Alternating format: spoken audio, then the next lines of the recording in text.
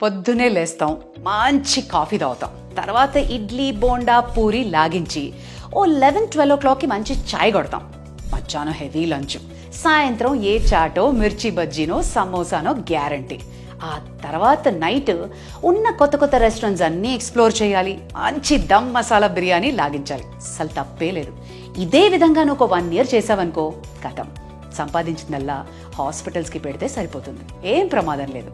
ఇలా చేసినట్టయితే ఆ భగవంతుడు కూడా నీ ఆరోగ్యాన్ని కాపాడలేడు. 56% మన రోగాలకి కారణం మనం తినే ఆహారం అని లేటెస్ట్ సర్వేలో చెప్పారు. మరి జాగ్రత్తగా ఉండకపోతే ఎలా? భగవద్గీతలో కూడా అందుకే అంటారు, బ్రహ్మార్పణం చెప్పి ఎందుకు తింటాం? మనం తినే ఆహారం మన బాడీకి ఒక డివైన్ ఫుడ్లా ఉండాలి, మన సోల్ని, మన స్పిరిట్ని ఎన్హాన్స్ చేసే విధంగా ఉండాలి. అంతేగాని ఇష్టం వచ్చినట్టు ఏది పడితే అది తినేసామనుకో, కడుపులో చిల్లులు పడుతున్నాయి.